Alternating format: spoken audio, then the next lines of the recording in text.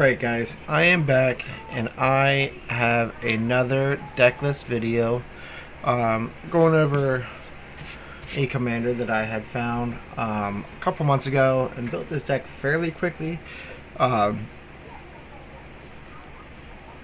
Just because it's built fairly quickly, this is definitely one of my more competitive decks. I spent a lot of money on this deck to make it competitive. And there's a lot of funky stuff that this thing does. So to start out, I'll show you the commander, which is Obeka Brute Chronologist. There, one, a blue, a black, and a red. It has tap. The player whose turn it is may end the turn. Exile all spells and abilities from the stack. The player whose turn it is discards down to their maximum hand size. Damage wears off, and this turn and until end of turn effects end. So when I read that, I'll be honest, I read it and understood it slightly wrong, and then I did an extensive amount of research before I actually started building the deck. And because I wanted it to be a competitive deck, so I wanted to be 100% positive that I would play the deck correctly before I actually build it and start playing it. I wanted to make sure what effects Obeka gets around. I wanted to make sure that all the cards in the deck kind of have the same general theme of giving me some type of benefit until end of turn. And the other thought that I had with this deck is that it would become kind of like a group hug type deck, right? With Obeka, you have that ability to end the turn. So if somebody else plays something that gives them some type of benefit until the end of turn, I can politic it a little bit to, hey, I can give you that until, something else happens type deal. So that was the whole idea of building this deck, is I wanted it to be kind of group huggy a little bit. The cards in the deck are not group hug, but the commander can be kind of group hug. You can politic it to work in your benefit. So I have an extensive amount of lands. I have 6 basic mountains, 6 basic swamps, and 7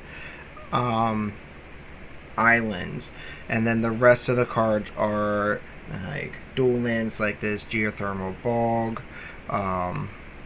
is it Gilgates, Demir Aqueduct, Darkwater Catacombs, is it Boiler Works, Maestro's Theater to allow me to search for lands, Mirrored Landscape, a bunch of different cards. And then I have this legendary card, or legendary land here, which allows me to untap target legendary permanent. That's pretty much the whole reason why it's in the deck, is so that I have the ability to tap and untap Obeka on other people's turns. Now, to go along with that effect, I have some cards in here like this Encroaching Microsynth. Non-land permanents you control are artifacts in addition to their other types. The same is true for permanent spells you control and non-land permanents you own that aren't on the battlefield. So with this on the battlefield, my creatures are artifacts, and then I play an Unwinding Clock, which allows all my artifacts to untap during each player's untap step. So there's a lot of synergy with that. I also have this Microsynth Lattice, which turns every permanent, including lands, on everybody's board into an artifact. I have this Darksteel Forge to make artifacts I control indestructible. And then I have a Lightning Greaves, I have a Swiftfoot Boots, a handful of mana rocks, which are Chromatic Lantern, Arcane Signet, obviously a Soul Ring. Every commander deck has a Soul Ring, and a Fellwar Stone. just to name a few of the artifacts. Now with this deck, there is the potential for essentially an endless loop of quite a few different things that you can do. Let me get all of them out real quick. There. That one and that one. So I found this lovely little loop that I can do with Obeka, having her on the battlefield, using an Ishrakan Scepter. As imprint, when Ishrakan Scepter enters the battlefield, you may exile an instant card with converted mana cost 2 or less from your hand. Pay 2, tap it. You may copy the exiled card. If you do, you may cast a copy without paying its mana cost. So this stack here of cards is all my instant cards that are 2 mana or less, right? And when I originally saw the first loop, it was basically a end the game loop, because it allowed me to take an infinite amount of turns. Okay, and that's with the card Final Fortune. It's 2 red mana. It says take another turn after this one. At the end of that turn, you lose the game. So basically, with Ishrakan Scepter, when you cast it, if you have Final Fortune in your hand, you can cast an infinite amount of Final Fortunes and never actually lose the game, because Obeka exiles the lose the game trigger when you go to your end step. That lose the game trigger goes onto the stack, and then Obeka exiles it. So you can have an infinite amount of turns with Final Fortune.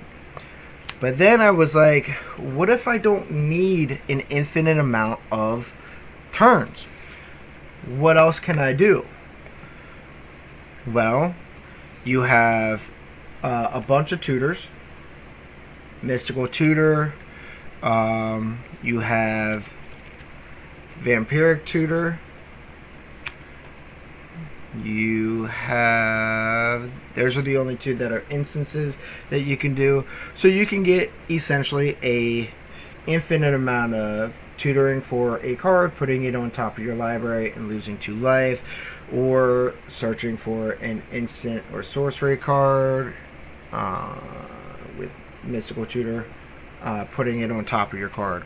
Or you can go with counter spells, right? So in this deck, I got Arcane Denial. I have Negate. I have an Offer You Can't Refuse, which, there it is. I have Counterspell, and I have Mana Drain.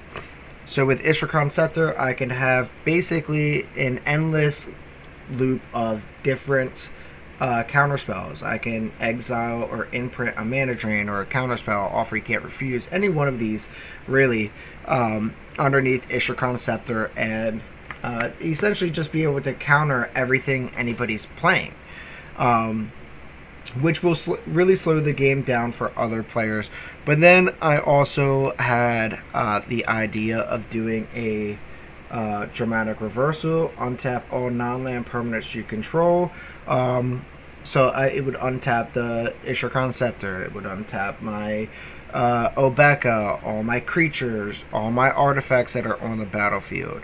So dramatic reversal is another good one that I have. And then I have 2 removal spells that you can do. Bitter Triumph is one of them. Let's see if I can get it to focus. There it is. You can discard a card or pay 3 life as an additional cost to cast a spell. Destroy target creature, Planeswalker. Or you can go with Terminate. Destroy target creature, it can't be regenerated. So you can have an infinite amount of removal with those, unless somebody were to happen to destroy your Ishrakan Scepter, in which case they would have to get rid of that Darkscale Forge first, which really does come in handy to have an indestructible artifact. And then the last instant that you can do with the Ishrakron Scepter in my deck list is Goryo's Vengeance, which returns a legendary creature card from your graveyard to the battlefield. It gains haste, and then it says exile it at the beginning of the next end step, which the exiling it at the beginning of the next end step, obeka gets around, right? So when you were, if you were to cast a copy of Goryo's Vengeance, you go to your end step and then tap obeka and exile that. There's also a bunch of sorcery cards in here that you could go with. You can do a Vandal Blast, right? You can't do it with the Ishrakron Scepter because it's a sorcery, and Ishrakron Scepter has to be an instant. But Vandal Blast, if you do an overloaded Vandal Blast with a Microsynth Lattice on the battlefield, you can essentially destroy everything, including your opponent's lands. I don't typically do that. If I'm doing something like that, I am playing a Red Sun's Twilight. I like this card a lot better. It's X and 2 red, destroy up to X target artifacts. If X is 5 or more, for each artifact destroyed this way, create a token that's a copy of it. Those tokens gain haste, exile them at the beginning of the next end step. So the reason why I like this card better than the Vandal Blast is because I get a copy of the cards that I'm destroying, right? Instead of just overloading Vandal Blast and destroying everything, I could pick and choose and create copies of it and keep them forever. So I like the Red Sun's Twilight. There's also a couple other good cards in here for removal. You know, you have your Board Wipe and Blasphemous Act. You have Medieval, destroy target artifact, creature, or planeswalker. Here's another good one. Deadly Rollick. If you control your commander, you may cast a spell without paying its mana cost, so it's a free spell, and you exile a target creature, which gets around indestructible, which is really handy in a lot of games. You also have your tutors, right? So I showed the Vampiric Tutor, but I also have Demonic Tutor,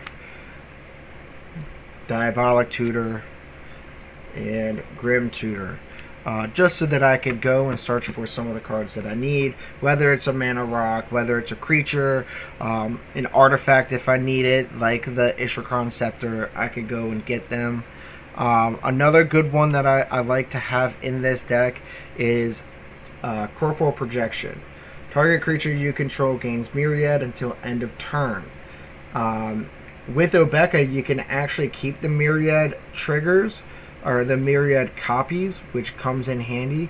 But if you do an overloaded Corporal Projection against all your creatures, Myriad, and then you can keep a token, three tokens essentially, or 2 tokens of a creature, and then you have the creature itself. And then, you know, I have iconic creatures like Ancient Copper Dragon, creates treasure tokens when it deals damage.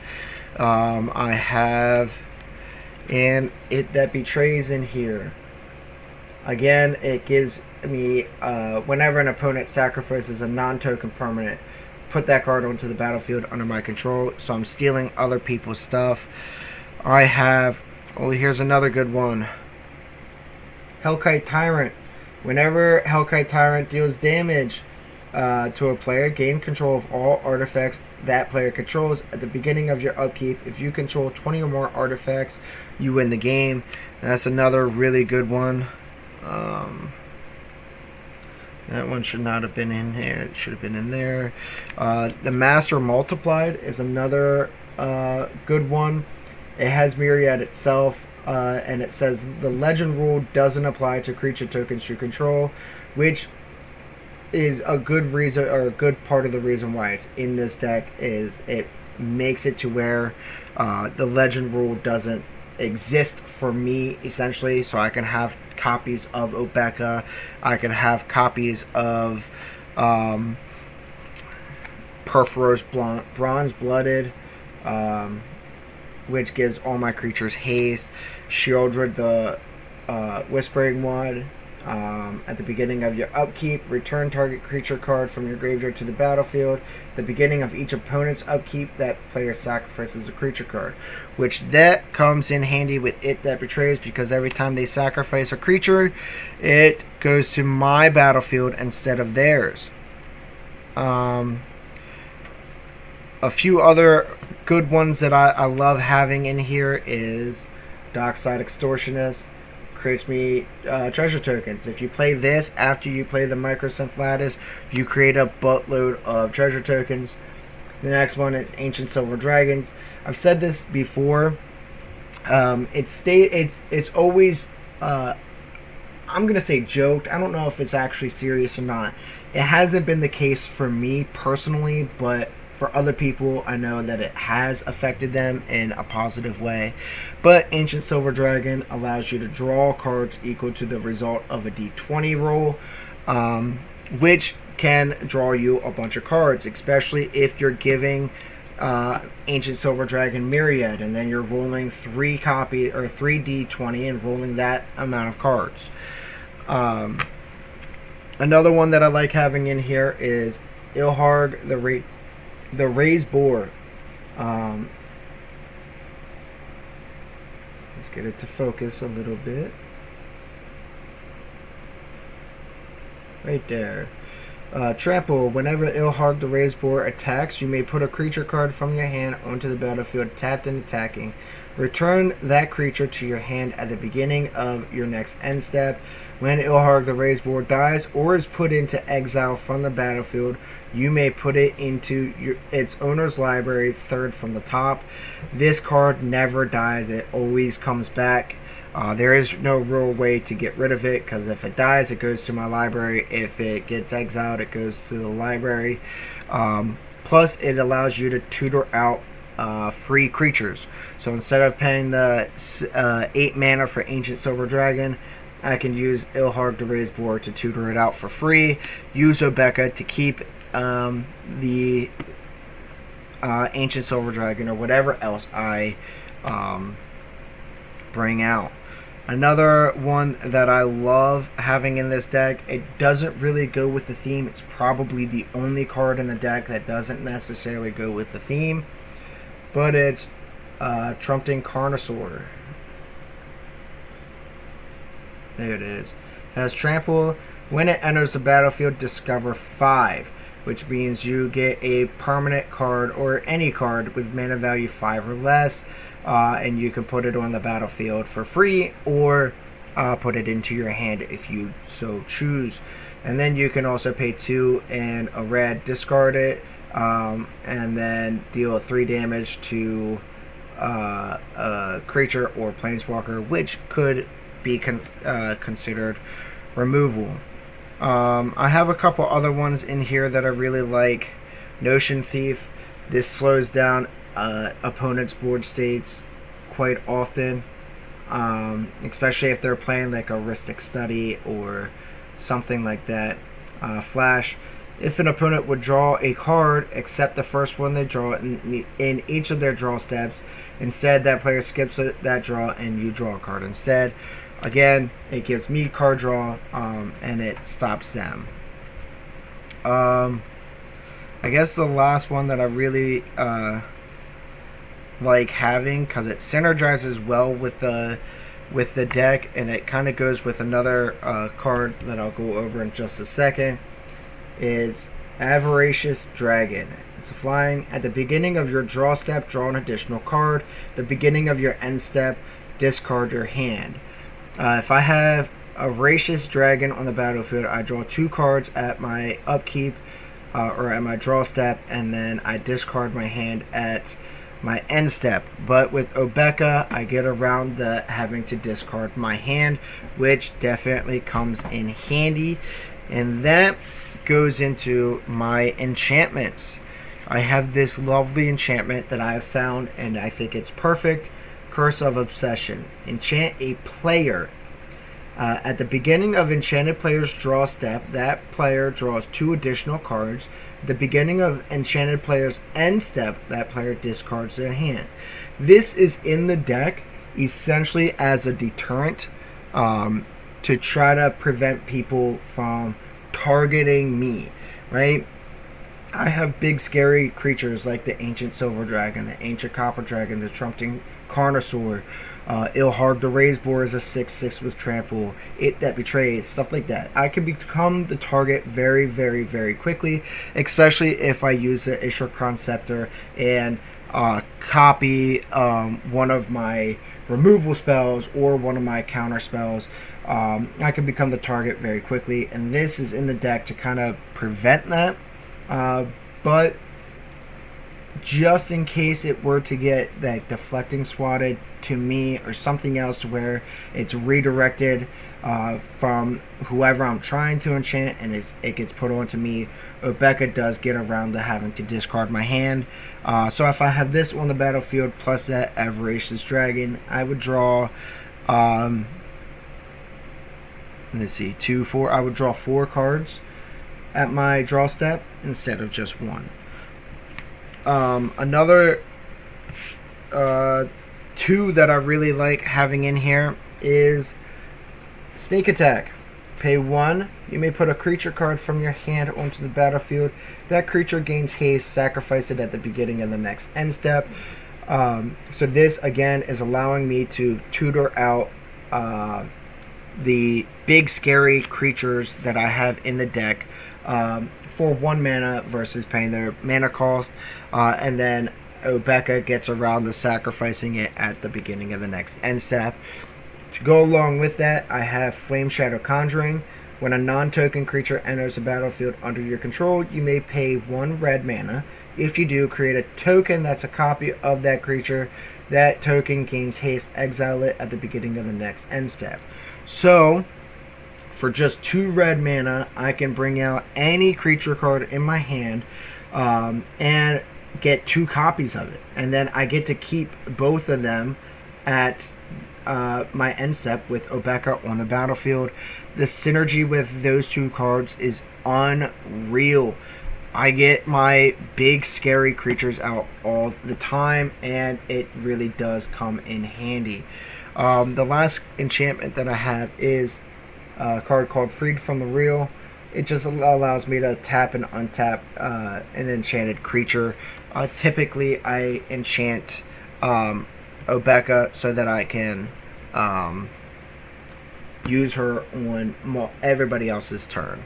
One other artifact that I have that I really like having is Mirror Box. The legend rule doesn't apply to permanents you control. Each legendary creature you control gets a +1/+1. Each non-token creature you control gets a +1/+1 for each other creature you control with the same name as that creature. So if I have a bunch of myriad copies of Obeka or anything like that, it's beefing my creatures up, and it also allows me to have multiple copies of legendary spells, which definitely does come in handy. So that was just a basic quick rundown of this deck. There are a bunch of creatures that I didn't go over. Wizards of They, it has Myriad, and it makes my instants and sorceries cost less, and also allows me to cast sorcery spells as though they had flash, or basically anytime I could a instant. Combustible Gearhulk is another one. I really like this one. It's actually kind of funny for me, because it's like, hey, do you want me to draw 3 cards, or do you want to take damage equal to those 3 cards mana value? Typically it allows me, or the opponents allow me to draw the cards instead of taking the damage.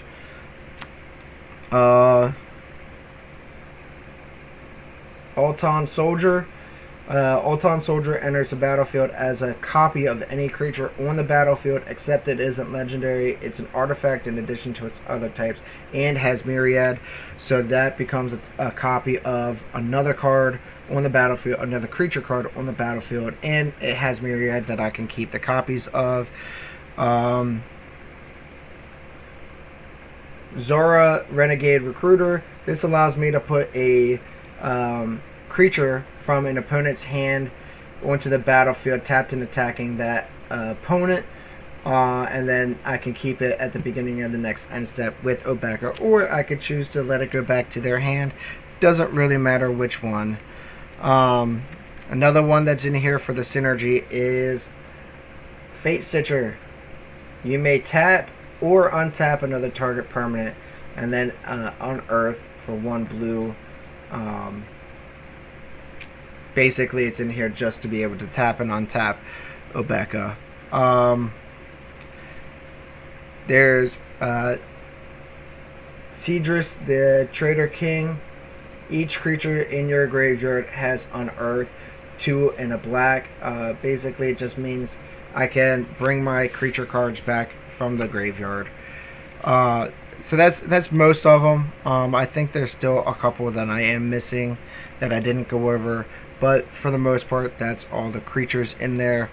A lot of the deck is actually instants and sorceries, to be honest with you. I like having the options for destroying stuff. I put in almost every tutor that I could. And then, like I said, I went heavy on the Ishrakron Scepter loophole of having a bunch of different, or having the option to cast a bunch of different copies of the same spell. It really comes in handy to be able to pretty much counter anything or remove anything whenever you want, or if you really want to and you feel lucky and want to end the game quickly, you can always tutor for the Final Fortune, the Ishrakron Scepter, cast it, and then just go infinite turns with that combo. The deck list itself on MTG Card Rounds, the deck list that I have currently is only like a power level 6. However, I have found that if you can get the right cards in your hand early, like your tutors, you can tutor for your Ishrakron Scepter or Final Fortune combo fairly quickly. All the tutors in there are cheap. You can cast most of them by turn 3, 4, 5 maybe. And then with obeka, you get a lot of instances of keeping stuff at the end of your turn. So if you like this video, please like and subscribe. I can put the deck list that I have for it on in the comments. My deck lists are kind of changing frequently. The more I play the decks, the more I realize that I need to change a little bit of stuff. I actually went through and just changed a bunch of stuff in here.